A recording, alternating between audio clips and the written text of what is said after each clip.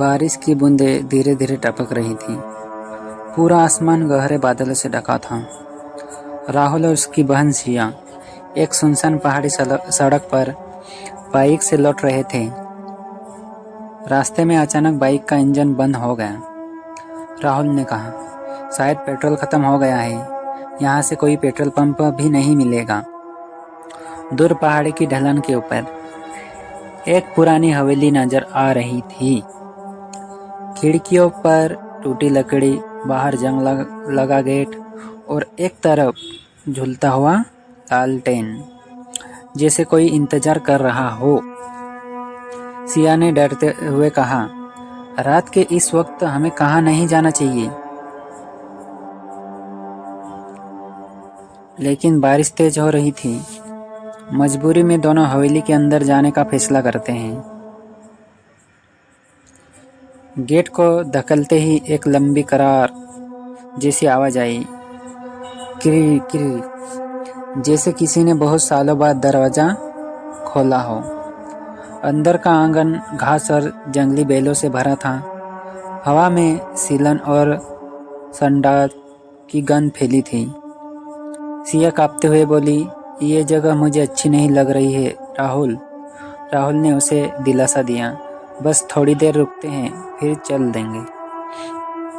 दोनों जैसे ही मुख्य दरवाजे के पास पहुंचे, दरवाजा खुद ब खुद धीरे धीरे खुल गया। अंदर एक लंबा हॉल, धूल से ढकी पुरानी पेंटिंग और कोनों में लगे मकड़ी के जाले। लेकिन सबसे अजीब, बीच हॉल में एक लकड़ी की कुर्सी रखी थी और उस पर एक पुरानी फटी हुई गुड़िया, जिसकी एक आँख गायब थी। हॉल में कदम रखते ही दरवाजा धड़ाम से बंद हो गया। सिया डर के मारे चिल्लाई, राहुल, ये किसने किया? राहुल ने हिम्मत दिखाने की कोशिश की, लेकिन उसकी आंखों में भी डर था। वो बोला, शायद हवा से। लेकिन इस हवेली में हवा नहीं चल रही थी। अचानक ऊपर की मंजिल से ठक ठक ठक जैसी आवाज आई, जैसे कोई भारी चीज घसीट रहा है। सिया कांपते हुए राहुल का हाथ पकड़ ली। तभी गुड़िया की एक बची हुई आंख धीरे धीरे घूमी और दोनों को घूरने लगी। राहुल ने ये देखा और एक कदम पीछे हटा। सिया, ये गुड़िया अभी हिली थी। सिया कुछ कह पाती उससे पहले ही ऊपर की सीढ़ियों पर एक लंबा काला छाया खड़ा था।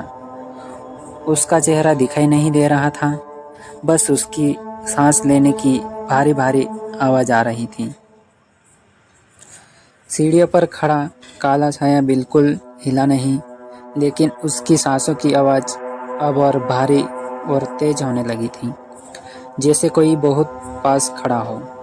राहुल ने धीमे स्वर में कहा, सिया, पीछे हटो।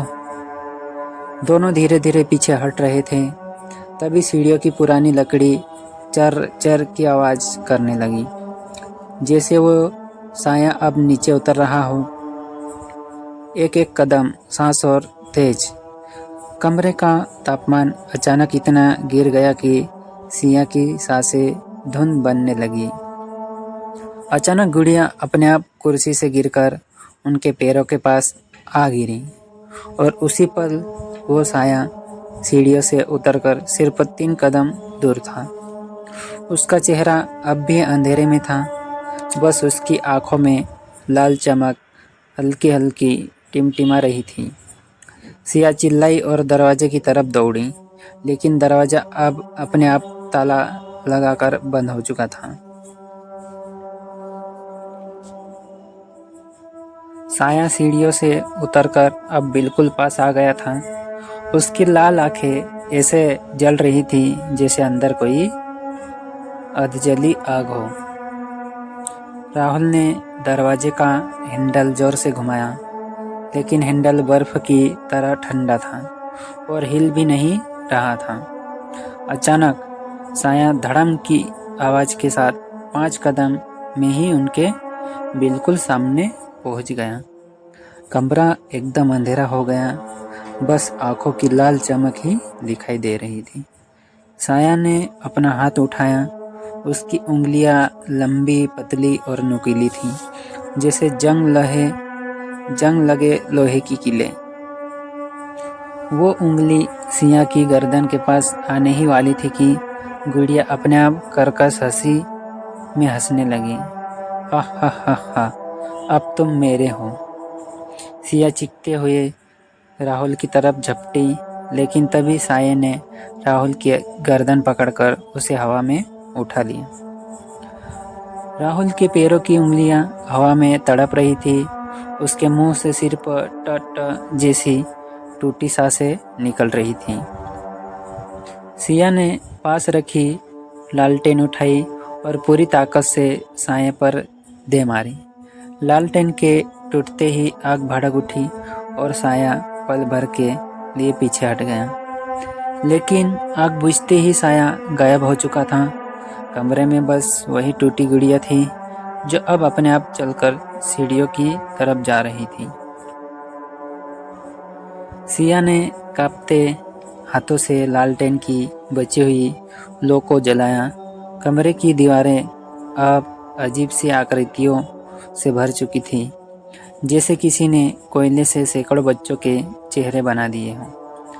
राहुल जमीन पर गिरा हुआ था, हाँफ रहा था, लेकिन उसकी आंखें अब कुछ और देख रही थीं। सीढ़ियों पर रखी वो गुड़िया अब धीरे धीरे ऊपर जा रही थी और उसके पीछे पीछे पैरों के निशान बनते जा रहे थे, बिना किसी इंसान के। अचानक हवेली की दीवार से फुसफुसाहट सुनाई दी। ये खेल बहुत पुराना है, जिसने गुड़िया को देखा वो मर गया। राहुल ने घबराकर दीवार छुई और दीवार एकदम नरम हो गई, जैसे उसमें मांस हो। उसके अंदर से ठंडी उंगलियां बाहर निकली और राहुल का हाथ पकड़ लिया। सिया चीखी, लेकिन तभी ऊपर से एक बूढ़ी औरत की आवाज़ आई, मेरे बच्चों को मत छीनो, वो अब तुम्हारे साथ खेलेंगे। लाल आंखों वाला साया फिर से प्रकट हुआ, लेकिन इस बार उसके पीछे सैकड़ों छोटे छोटे साए थे। हर एक के हाथ में टूटी फूटी गुड़िया थी। कमरे का दरवाज़ा अपने आप बंद हो गया। बाहर ताले की आवाज़ आई और दोनों समझ गए, अब ये हवेली उनका घर बन चुकी है, हमेशा के लिए। कमरे के बीचों बीच एक लोहे का पिंजरा अचानक जमीन से निकल आया। अंदर वही बूढ़ी औरत बैठी थी, जिसकी आंखें अजीब तरह से चमक रही थी, जैसे उनमें आग जल रही हो। उसने धीरे से मुस्कुरा कर कहा, यह हवेली खेल का मैदान है और हर खेल में नए खिलौने चाहिए। सैकड़ों छोटे छोटे साए बच्चों की तरह कूदते भागते पिंजरे के चारों तरफ घूमने लगे। उनके हाथों में टूटी हुई गुड़िया थी, जिनकी आंखें गायब थी, और जहां आंखें होनी चाहिए थी वहां से काले कीड़े रेंग रहे थे। राहुल ने डरते हुए सिया का हाथ पकड़ा, लेकिन सिया की हथेली ठंडी और पत्थर जैसी हो चुकी थी। उसने पलटकर देखा, सिया का चेहरा अब आधा गुड़िया में बदल चुका था। बूढ़ी औरत हंसने लगी, हर नया मेहमान एक नया खिलौना बनता है। अचानक कमरे के कोने से जंजीरें निकल आई और राहुल को खींचकर पिंजरे में डाल दिया। पिंजरे का दरवाज़ा बंद होते ही चारों तरफ से हंसी की आवाज़ें गूंजने लगी, लेकिन ये हंसी इंसानों की नहीं, गुड़िया की थी। आखिरी बार लालटेन की लौ टिमटिमाई और फिर पूरी हवेली अंधेरे में डूब गई।